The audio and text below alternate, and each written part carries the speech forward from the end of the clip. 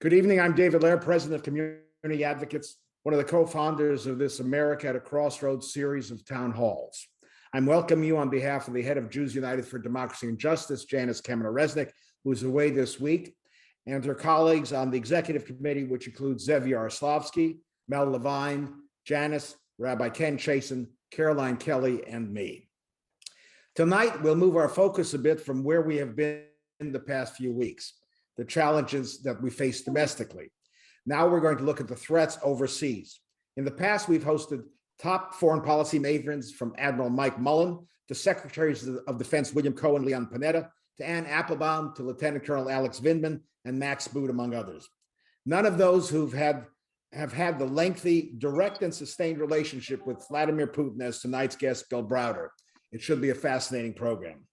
Next week, we'll learn from noted social psychologist Jonathan Haidt, considered among the top psychologists in the country. We've been waiting for his appearance for several months, and he will be in conversation with Rabbi and scholar Ed Feinstein. Among the topics will be the profound divisions in our society and whether we will ever be able to talk the same language again. In 2 weeks, we'll explore the implications of the Russo-Ukraine war, not only in Europe, but also its ripple effects in the wider world with Ambassador Dennis Ross. In addition to being an expert on the Middle East, Dennis headed the State Department's policy planning think tank at the time that the Soviet Union collapsed. So he knows something about chaos in the world and diplomatic navigation in troubled waters. You'll see our future programs on the screen after tonight's discussion, and you'll receive emails informing you about the opportunities to register for each of those programs. Now I welcome my good friend, a former member of the LA County Board of Supervisors and the LA City Council, an incredible partner in this enterprise who has pulled out all the stops to help secure the guests we have heard from over the past 2 years, Zev Yaroslavsky. He'll introduce tonight's guest and our moderator. Zev? Well, thank you very much, David. It's my pleasure to welcome our audience tonight and thank our audience for their support and for their participation over these several years that we've been doing this. It's my pleasure tonight to introduce our panel. Our guest is Bill Browder, the author of 2 recent New York Times bestsellers, Red Notice and Freezing Order. Browder is the founder and CEO of the Hermitage Fund, which in its heyday in the 1990s grew in excess, an incredible 238% in 1 year. Hermitage's success and its probing into Russian corruption led to Vladimir Putin's interest in its assets. In 2007, the Russian government declared that Browder was a threat to national security. Those were their words, and subsequently deported him and seized much of the assets of the Hermitage Fund. Among the casualties of the government's vendetta against Hermitage was Browder's Russian lawyer, a young Serge Magnitsky. Magnitsky had revealed details about hundreds of millions of dollars stolen by Russian government officials that linked to the highest levels of the Russian leadership. Magnitsky died in prison in 2009, and since then, Mr. Browder has dedicated himself to his memory and to isolating and punishing Russian officials who participate in corruption and human rights abuses. The United States Congress enacted the Magnitsky Act in 2012, and similar statutes have been adopted in other countries aimed at holding Russia and its leaders accountable. Bill Browder's 2 books recount his harrowing experiences of incurring Putin's ire, including threats and arrests. Browder's accounts shine a rare, bright light on how Vladimir Putin operates. Tonight's moderator is our own Warren Olney. Warren is our most frequent host on America at a Crossroads and the recipient of dozens of honors for his years in broadcast journalism, all well-deserved. Just last week, he was honored with a prestigious award by the Greater Los Angeles Press Club. His decades-long career has earned him a reputation as one of the most respected journalists and interlocutors in the United States. So I now want to turn it over to Warren. It's all yours, Warren. Zev, thank you very much. I appreciate that. And Bill Browder, it is delightful to have you with us. Much appreciate your appearance. A great opportunity, I think, for me to be able to interview you, and I'm very much looking forward to it. So welcome to the program, and thanks a lot for being with us. Great to be here, and thank you, and thank Zev and everyone else there. Let me just thank the audience for being with us and remind you that you can ask questions. If you submit your questions to David Lehrer, He will then send them to me, and I will ask them a little bit later in the program, as many of them as we still have time for. So Bill Browder, back to you. In your first book, Red Notice, you wrote that Vladimir Putin or members of his regime might kill you someday. You said you didn't intend to let them do it, but if they managed to, your books, Red Notice and more recently Freezing Order, would be evidence of why they did it. As briefly as possible, can you explain why it is that you think Vladimir Putin wants to kill you? Well, he's pretty mad at me. He's mad at me because of a piece of legislation that I've been responsible for passing in the United States and 33 other countries called the Magnitsky Act. The Magnitsky Act was named after my lawyer, Sergei Magnitsky, who was murdered in Russian police custody after uncovering a massive Russian government's corruption scheme. And the Magnitsky Act freezes the assets and bans the visas of people who do terrible things like killing Sergei Magnitsky. Vladimir Putin is a man who has stolen an enormous amount of money from the Russian people since he came to power. He keeps that money offshore. And now there's a piece of legislation which puts all that money at risk. And first and foremost, Vladimir Putin cares about his money. And the fact that I, Bill Browder, put that money at risk made me a mortal enemy. And I should say that Vladimir Putin has made death threats, kidnapping threats. He's chased me around the world with Interpol arrest warrants 8 times, asked for my extradition from Britain on numerous occasions. They've sued me, they've surveilled me, they've made movies about me, they've done all sorts of things because I've done the unthinkable, which is putting his personal fortune at risk. And that's something which for a person who values money more than human life is unforgivable. You revealed all of that, and Magnitsky helped you reveal all of that. What did it mean for your money? You had investments of up to $4 billion, or your fund was handling $4.5 billion at one point before the assets many of them were seized and you were thrown out of the country. What happened to all of that? Well, the interesting part of the story is, why did they get so mad at me in the first place?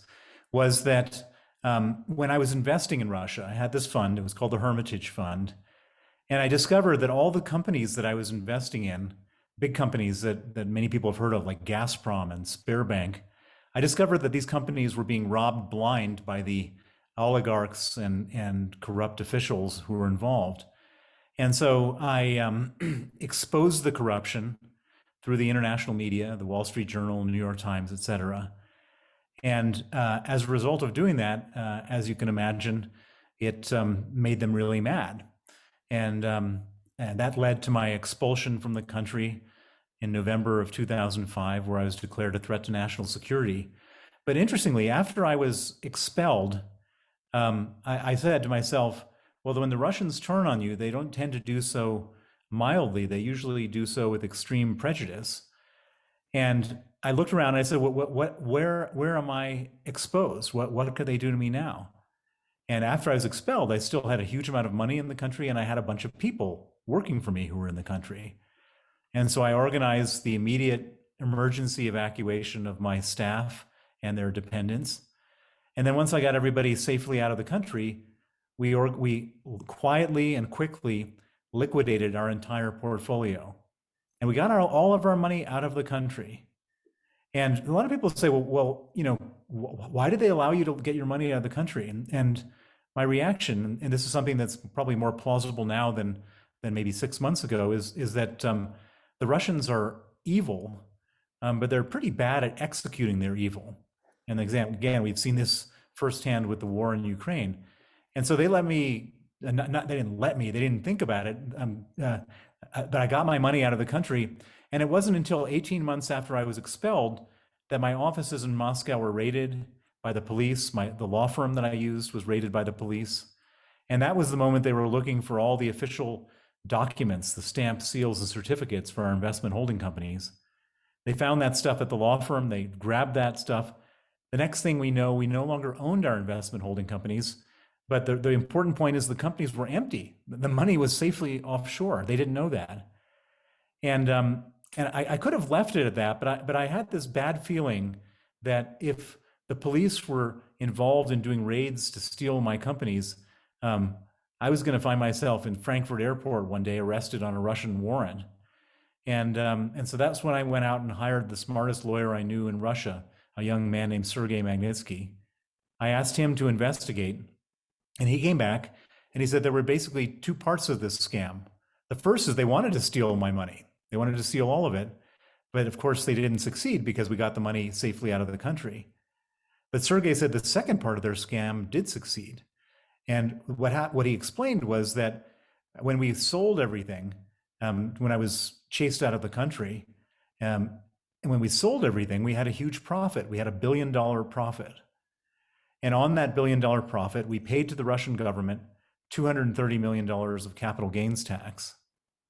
And what Sergei had discovered was that these crooks, they had taken our stolen companies back to the tax authorities, and they filed an amended tax return.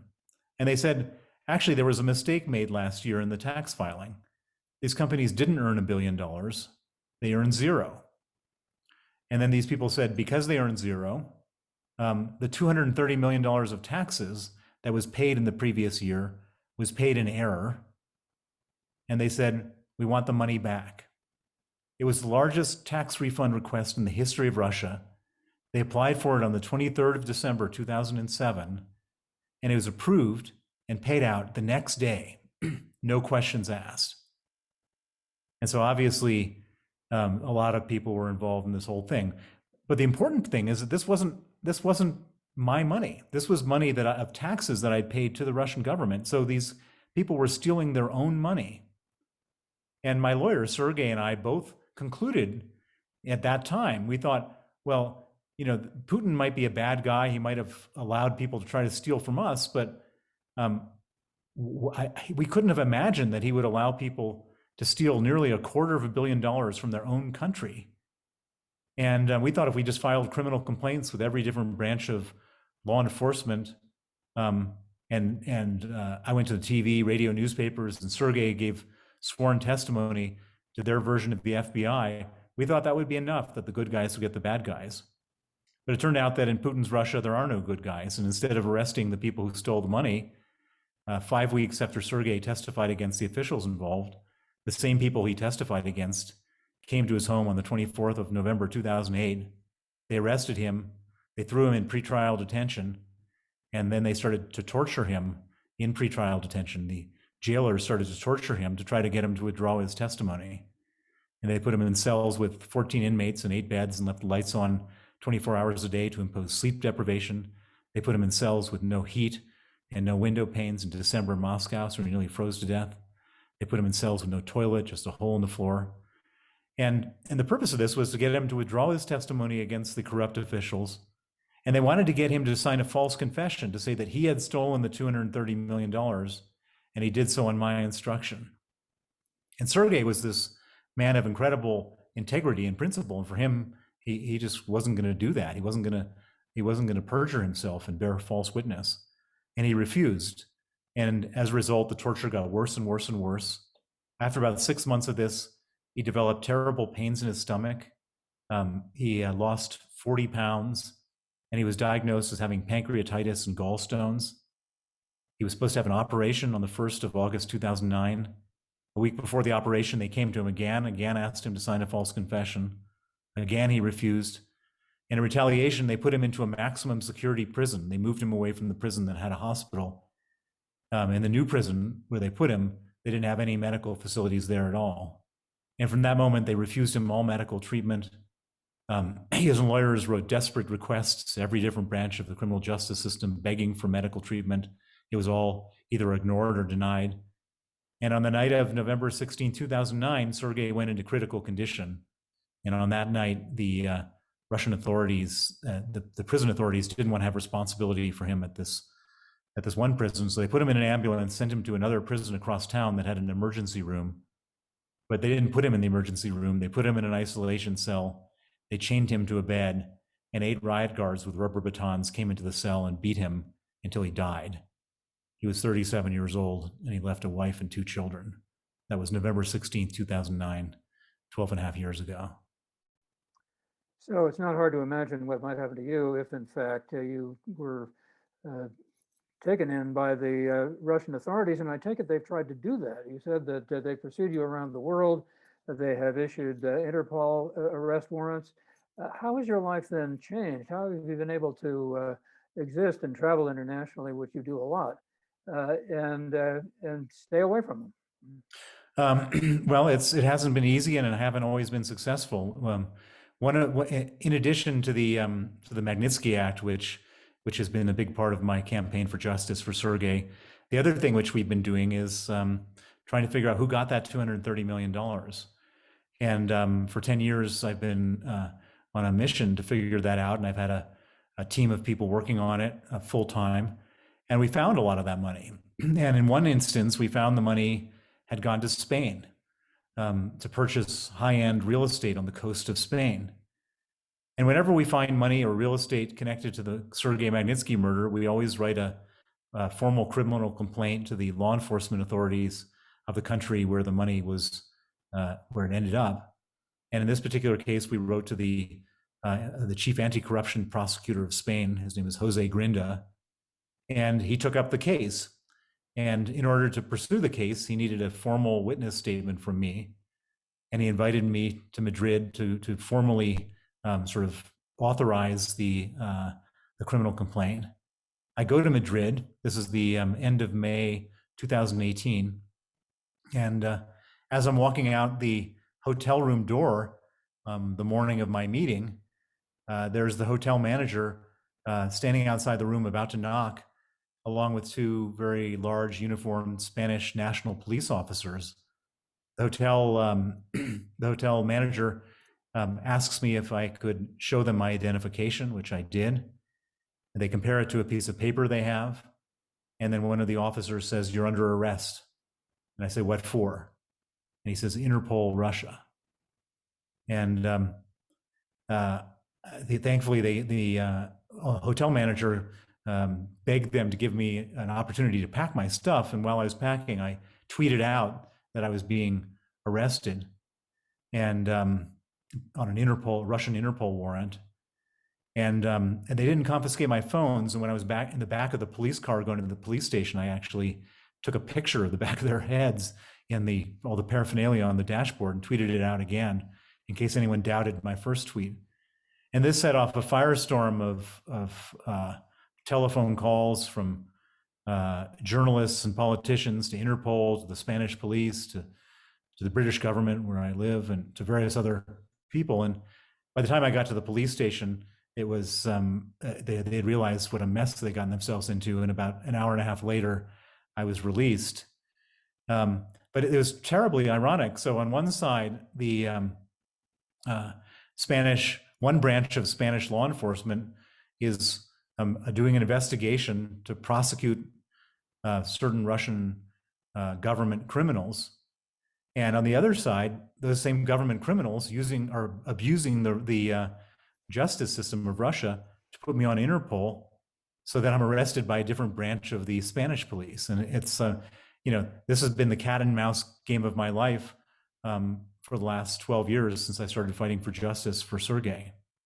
And you have an international, obviously, a connection with enough people that you can save yourself in a situation like that, which could have ended up with you going to Russia.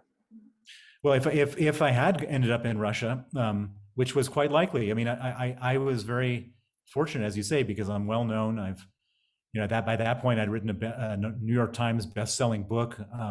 I met many politicians all over the world.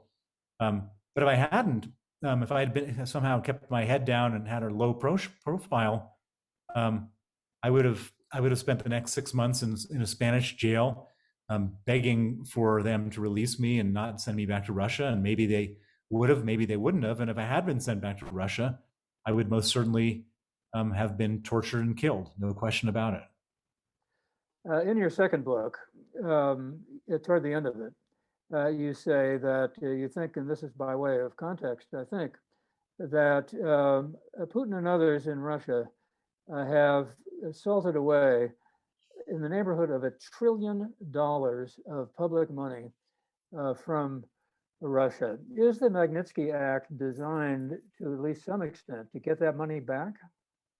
It is. That's the purpose.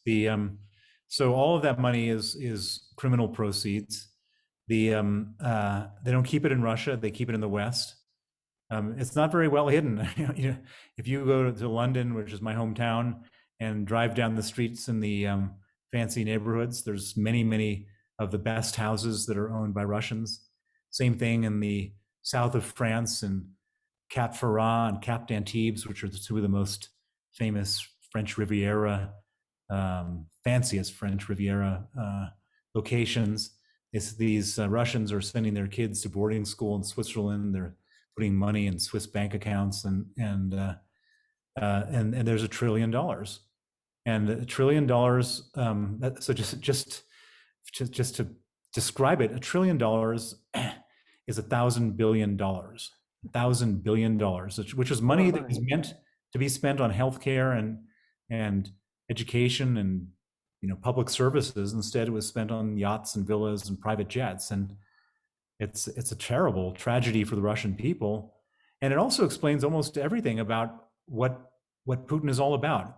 Anyone who thinks this guy is some type of patriot or nationalist, that he cares about the future of Russia, that like this war he's starting is in some evil vision of a great future for Russia, it's just not true. Vladimir Putin is a crook, and just a crook. And the purpose of his being in leadership is to steal as much money as possible. And by the way, everybody in Russian government is a crook. There's no honest government people. The only reason people go into government is not to serve the people, but to steal money, from the lowest traffic cop right up to the president. And so all these people have stolen all this money, and so he's not a patriot. He's not doing anything in the national interest of Russians, because if he was, you wouldn't have you don't steal $1 trillion. And I'm not saying that Putin has all the money himself. That's $1 trillion that was stolen by Putin and the 1,000 people around him. And I believe that this explains everything that he's done, including the war in Ukraine. I think the war in Ukraine is not about NATO expansion. It's not about Putin wanting to recreate a bigger Russian empire. I think it's simply that he's scared that something was going to go wrong after stealing all this money. And the best way of preventing the people from hanging him from a lamppost is to make a foreign enemy and then fight a foreign enemy and have everyone rally around the leader fighting the foreign enemy. That's what dictators do. And I think that's what Putin has done. And I think it's all directly attributable to this $1 trillion. And the way we found out about this $1 trillion was by tracing the money from the murder of Sergei Magnitsky, and one thing led to another. I want to get into more about the war in Ukraine, the special military operation. But before we do, I just have to ask you this. How were you able, given the environment that you described, how were you able to succeed sufficiently as an investor in Russia to accumulate billion dollars? That's a lot of money, and you obviously were able to work the system. Are they just lousy at that too?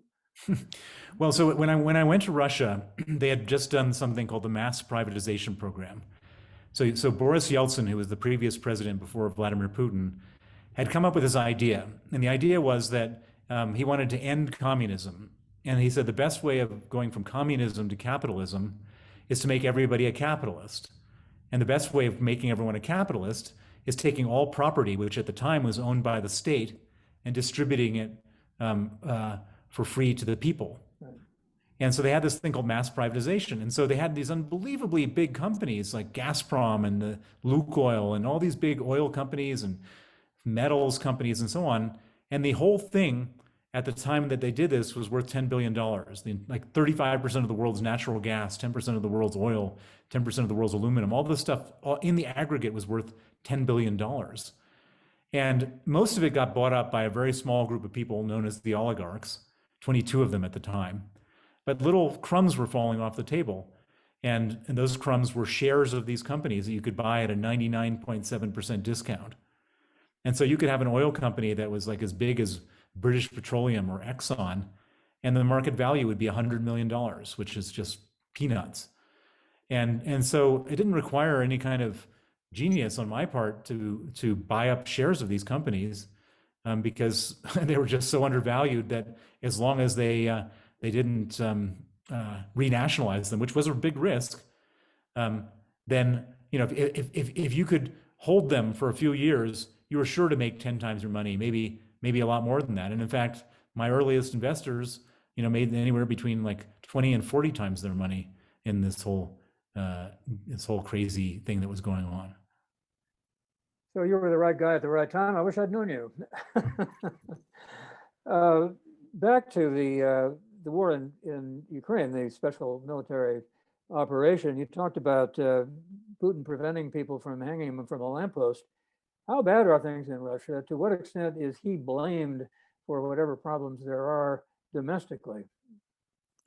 Well, I mean, the problems in Russia are extreme. There's nothing good happening in Russia. Russia should be a wealthy country, but instead, most people, I mean, if you the moment you leave Moscow, the roads turn into dirt roads. There's other than at the very center of the country, which all looks very amazing and great, everything else is just falling to pieces. And the average Russian is still living, decades less than a European, because there's no health care. It's just a really rotten, difficult place, and this creates a pressure cooker type of environment, because it's one thing if you have Putin in the early days would blame Yeltsin for all the difficult things that have happened, and he would blame foreign speculators or whatever. He'd blame everybody else but himself for the terrible terrible economic and life conditions for Russians. But the problem is that you can only do that for so long. After a while, you own it. If you've been around for 22 years, it's yours. It's Vladimir Putin's. It's his fault. And that's been the really strange thing, is that he had nobody else to blame anymore. And it's interesting because I'm highly sensitized to, where his risks are and so on.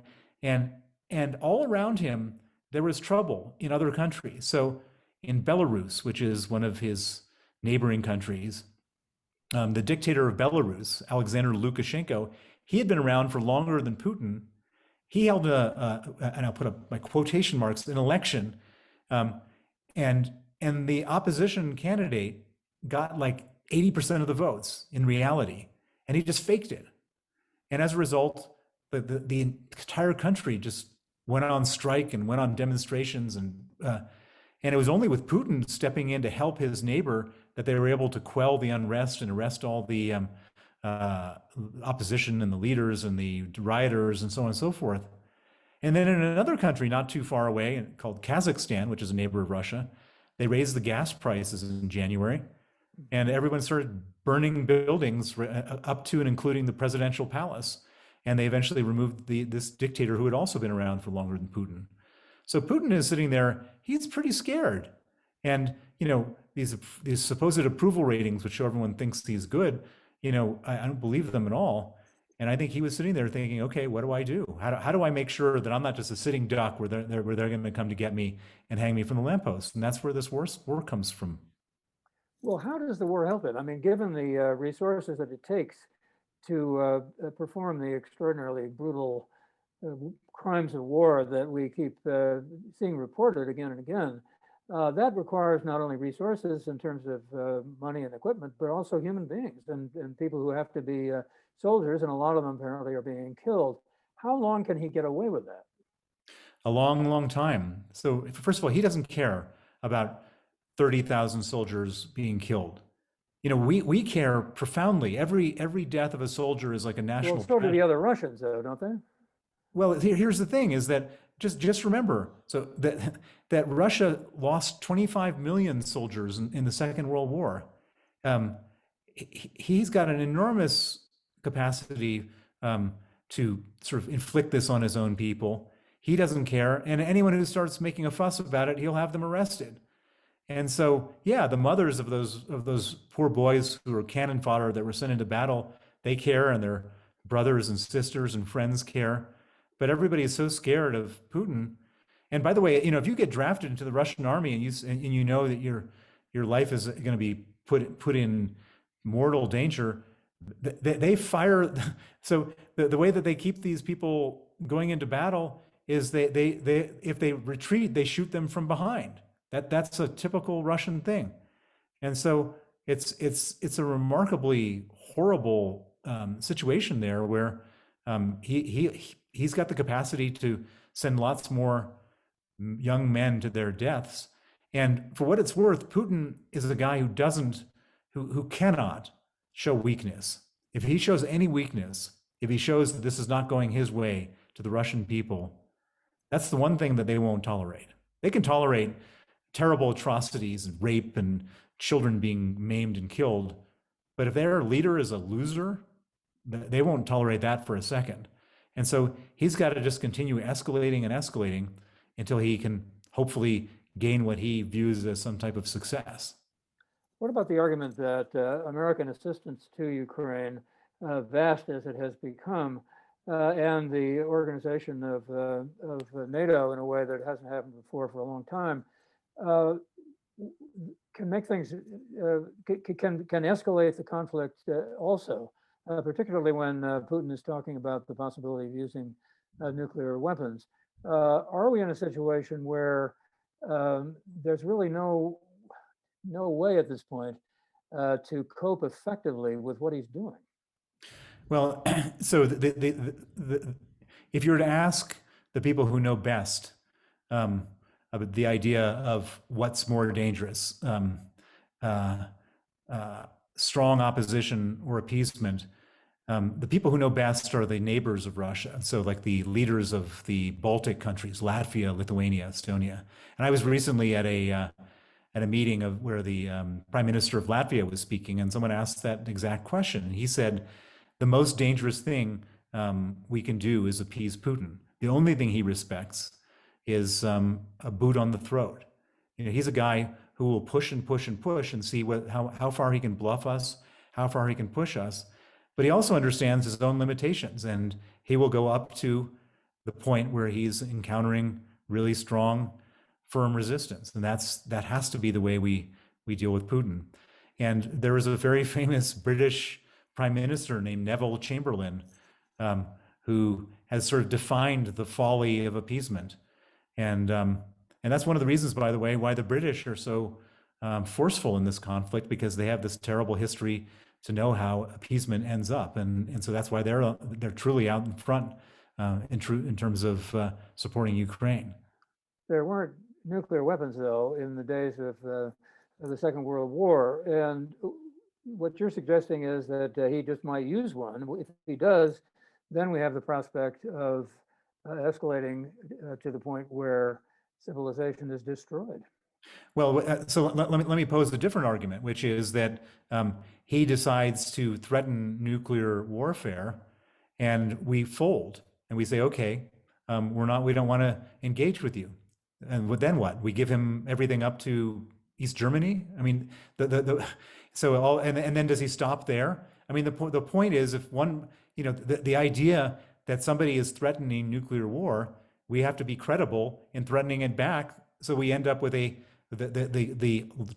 tried and true concept of mutually assured destruction. So nobody does anything. That's what's kept the world safe up until now. Yeah. If this crazy man wants to threaten nuclear war, we have to make it clear to him that there will be no winners. You better back down. How do you make it clear to him, though, given what you've said before, that he doesn't care about anything and that he can't back down himself without losing credibility with his own people, which would be fatal for him? It seems to me he's caught in a bind. Well, he is caught in a terrible bind. But so first of all, he's a psychopath. If you go to the physician's desk reference and you look up what's the definition of a psychopath, Vladimir Putin has all the qualities. He has no conscience. He has no empathy. He doesn't care about anyone else's situation. But the one thing a psychopath does care about is their own well-being and survival. They're very good at that.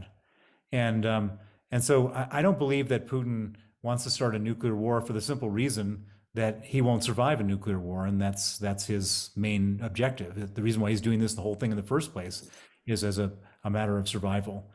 And it's not really our place to try to like figure out an exit ramp for Putin or a soft landing or a non-humiliating situation, as the French President Macron has suggested. It's our job to not have a direct conflict with Vladimir Putin in Russia. And the best way of avoiding a direct conflict is by giving the Ukrainians, who are in a direct conflict, every tool at their disposal so they can fight the war, so we don't have to fight it. Because if for any reason Putin were to win in Ukraine, he would then line up at the Estonian border, point his guns at Estonia, point some nuclear weapons at Washington, Berlin, and London, and say, do you guys want to actually have a war with me over a country that most Americans couldn't identify on a map? And he's hoping that we would say no. And then all of a sudden, it's all bets are off, and he can do whatever he wants on the European continent, which will ultimately lead to a world war anyway. And so, from my perspective, that's the scenario we absolutely want to avoid, is being faced with a confrontation with Putin where we back down. And the best way to avoid that is to give the Ukrainians everything they ask for. And we've started giving them some very, very valuable equipment in recent weeks. And for those who are reading the articles and the details, we've given them these systems called MLRS, which are these long-range artillery systems, which have a longer range than the Russians' artillery systems. And so the Ukrainian artillery can sit back and not be touched by Russian missiles. And the Ukrainians can fire their missiles very, very precisely at Russian targets like ammunition dumps and other things, and destroy them. And they've done that. And over the last 3 or 4 days, the total mood of the war has changed in Ukraine's favor. And if we were to continue to provide Ukraine with those types of weapons and even more powerful weapons and even longer range weapons, they might actually have a chance of winning. How would they win if you say that Putin can't back down? He can't admit that he's lost. Well, he may not have a capacity to win. I mean, that's the thing, is that and the key here is nobody's talking about taking over Russia. What we're talking about is driving Russia back from the February 24th date where they invaded. That's the key. And then Putin is going to have to figure out what to do if he has no more artillery himself, because it's all been destroyed by the Ukrainians. Then and his money is frozen, and he doesn't, and let's just say that we succeed in cutting off his oil and gas revenues, then he may not be in a position to do anything, and that's just his problem. It's not ours.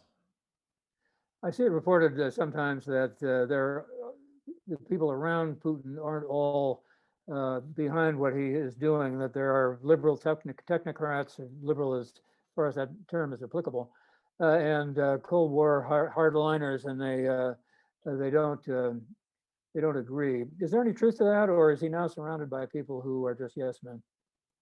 Well, anybody who's not a yes man has already been put in jail, exiled, or killed. Putin is extremely paranoid. He can't stand any type of disagreement or dissent, and everybody who surrounds him is terrified of him. I don't know how many of you watched the initial meeting he had when the war was just starting with all of his secret policemen and security advisors and generals. And these men who are like, normally, plucking people's eyes out with their bare thumbs, were all sitting there like small school children, shaking as Putin was chastising them. I mean, it's just remarkable how scared these people are. Very dangerous and awful people in the presence of Putin. And so Putin doesn't have, there's no disagreement around him. There's no people really involved in his decisions. Everyone is just terrified and scared of him because they see him as the psychopath that he is. And they know many others that haven't survived when they have looked at him the wrong way or questioned him. Alexei Navalny, the opposition leader who is now in jail, has apparently announced now a international anti-corruption foundation. Are you involved in that at all? And do you know what its goals are, and whether there might be some attrition of support for Putin as a result of it? Well, so he started this anti-corruption initiative a long time ago. In fact, and the way that he became an opposition politician and a popular opposition politician was by making these investigations into the wealth of Putin and those close associates, and then putting these investigations into these very interesting, well done YouTube videos where he would get pictures of their villas and their yachts and their planes and their vineyards and all this kind of stuff. And there's probably nothing that upsets Russians more than this, because they're all living in dire poverty while a small number of their leaders have stolen everything. And that's what set off his political career a few years back. And in fact, Putin became so alarmed by this that about a year and a half ago, they tried to kill Alexei Navalny. They tried to kill him using the banned military-grade chemical nerve agent Novichok. They put it in his underwear. It absorbed. He was on a campaign trip to Siberia. He was on his way to the airport to fly back to Moscow, and it's like a 6-hour flight back to Moscow. And about an hour into the plane ride, it absorbed into his skin, and Novichok is highly toxic. He started having convulsions, and he would have died, except for the fact that the pilot, who wasn't in on the scam, wasn't in on this plot, did an emergency landing of the plane, and then the paramedic, who wasn't in on the plot, gave him an antidote called atropine, and he survived. And so we know that this anti-corruption stuff works based on how Putin wanted to kill Alexei Navalny. That's a pretty good validation of the whole thing. And so I think that Alexei Navalny, who, by the way, after he was poisoned, he was in a coma for 3 weeks. Yeah. His family finally got him to Germany. It took him 3 weeks to wake up. He wakes up from a coma. He's in bad shape. He had to relearn to walk. Also, I mean, it was just like terrible. And then Putin said to him, "If you violated your parole," they had put him on parole before he had left Russia because of some trumped up charge because they didn't like him. And they said, "You violated your parole because you were in a coma while we tried to kill you. And if you come back to Russia, we'll put you in jail." Now, most people would never go anywhere near Russia again, but he was a guy who was so brave and so valiant that he was ready to risk his freedom and his life to go back to Russia. And of course, the moment he touched down, they arrested him, and he currently sits in jail as the #1 political prisoner. And I would argue that he's the Russians' equivalent of Nelson Mandela. And if Putin is to misstep very badly, Alexei Navalny's got a very decent chance of one day becoming president of Russia. Let me give the audience a chance for their questions to be asked. And I think it's no surprise that a lot of them want to know about Vladimir Putin's relationship with Donald Trump. I should point out that in Helsinki, when they had their news conference, their famous news conference, your name came up. What do you think? Here's David, who says that, I don't know that he's correct in this, but he says that House Minority Leader Kevin McCarthy said at some point that Trump was one of the 2 politicians that are paid by Vladimir Putin. What do you think about their relationship? Well, so you mentioned the Helsinki summit. So I have a very direct personal experience with this relationship. Vladimir, in July of 2018, Vladimir Putin and Donald Trump met in Helsinki in the first official summit between the 2 countries. They had a secret meeting where there were no note takers present. And the summit took place a few days after 12 Russian military intelligence officers had been indicted by Robert Mueller. And so the obvious question at the press conference after the secret no note-taking meeting took place was one of the Reuters journalists asked Putin, "Are you going to hand over the 12 military intelligence officers?" And Putin had obviously been preparing for this question, and he smiled very self-confidently and said, "Yes, it's possible that we may do that, but we would expect some reciprocity from the Americans, and we would ask that the Americans hand over Bill Browder, me." And so I was pretty shocked when I saw that. But then the next obvious question is, what does President Trump think about that? And so another journalist asked President Trump, what do you think about that? And he said, I think it's an incredible offer. And then I expected after the whole meeting ended that like some staff member would immediately corral the journalists together and say, well, he's been misquoted. What he meant to say was an incredibly bad offer or something like that. But he didn't say a word. And then the next day, Putin added since the Americans were asking for 12 military intelligence officers, the Russians added 11 other people to the Browder list, and including the former U.S. ambassador to Russia, Mike McFaul, who I think I saw on your thing is speaking in a few weeks, and various others who are my friends and my allies in doing the Magnitsky Act. And a couple of days later after that, there was another press conference with Sarah Huckabee Sanders, President Trump's press secretary, and the New York Times journalist asked her, "What's you can hand over Browder and McFaul and all these others," and she said, "The president is considering it, and he's consulting his advisors, and we'll let you know." And then the next day, the Senate had a vote whether or not to hand us over, and the vote was going to be unanimous not to hand us over. And about an hour before the vote, Trump meekly walked this back and said, we're not going to do it. Even though President Putin was sincere, we're not going to honor his request at this time.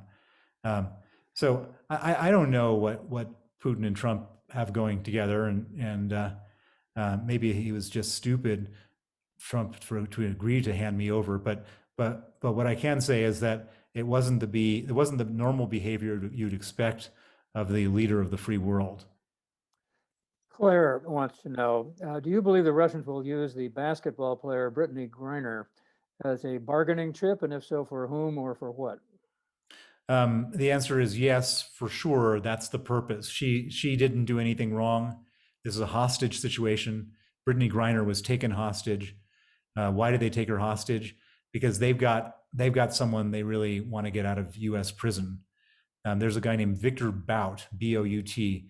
He's been immortalized in a famous movie called The Lord of War by Nicolas Cage. And he's a very dangerous, terrible man who has basically, sold death, a merchant of death. He's sold arms into every civil war on both sides, people dying all over the world because of his arms dealing.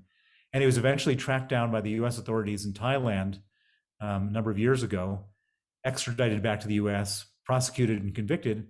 And he's now sitting in Supermax prison in Colorado, and the Russians want him back, and so they're trying to wait until the American public really gets agitated about Brittney Griner's false arrest, and we become more and more desperate for her to be released.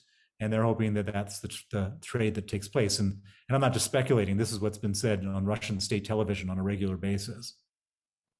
You and I talked a lot about the military situation. Janice wants to know, do you think that the present economic sanctions imposed on Russia are effective? And if not, how should they be changed? Well, so the economic sanctions on Russia have done some really dramatic things. We've sanctioned about a little more than half, 60% of the central bank reserves. There was $650 billion of central bank reserves.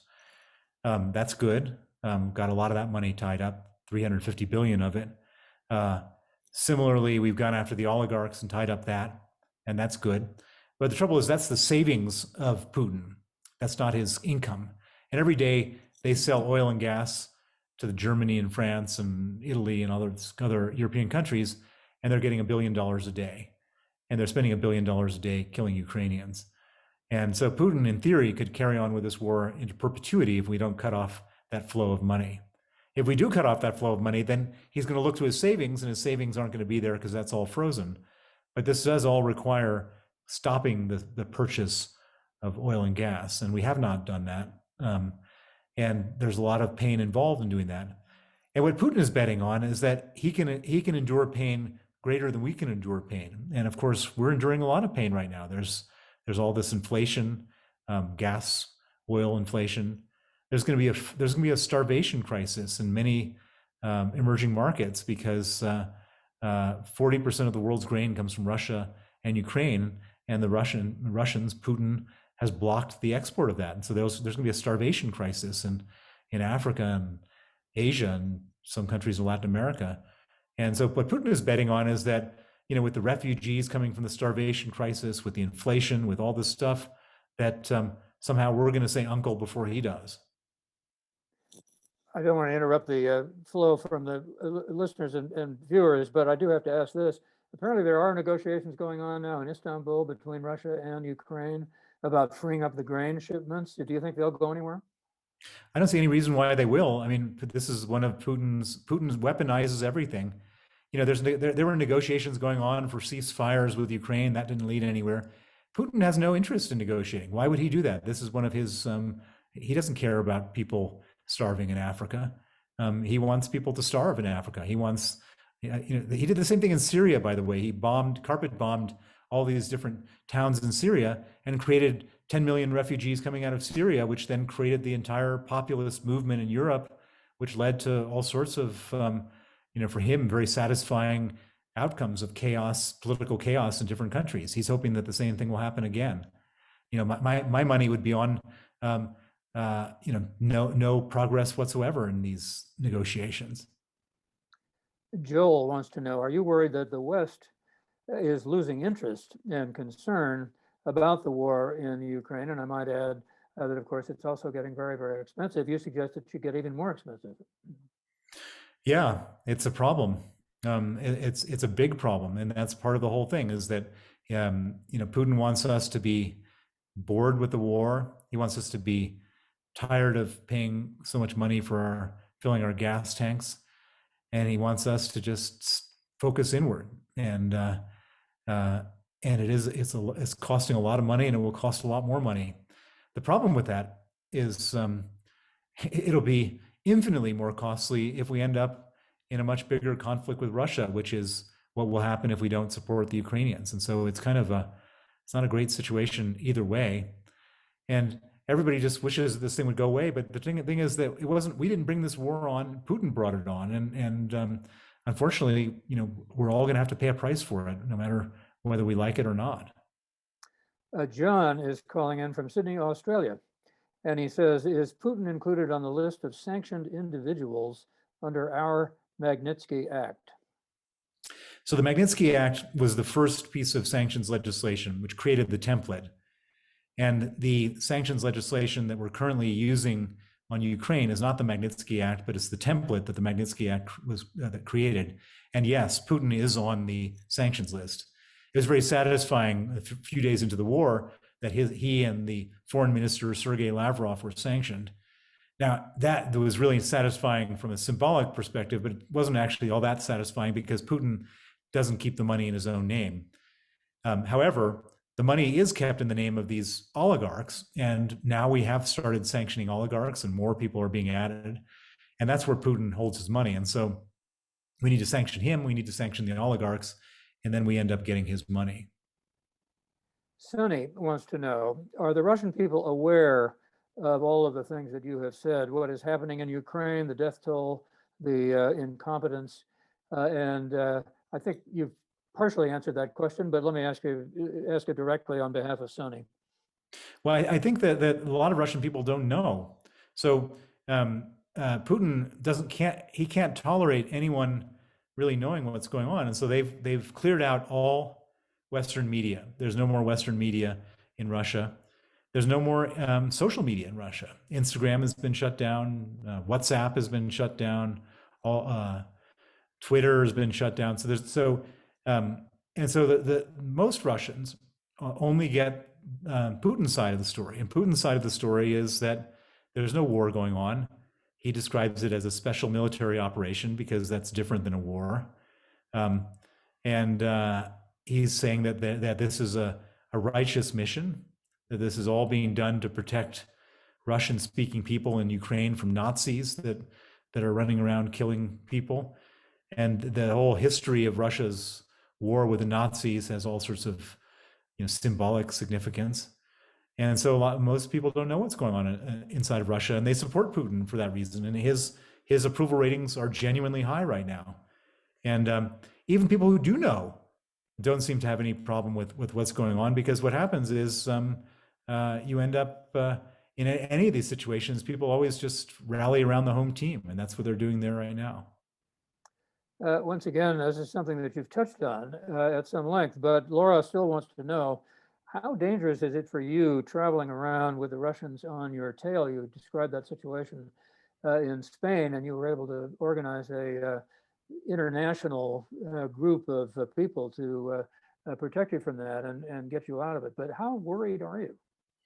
Well, worried so there's two questions. How much danger am I in? Okay. And how worried am I? So I'm in great danger. There's no question. They would love to kill me any way they could. But do I spend my time worrying about it? The answer is no.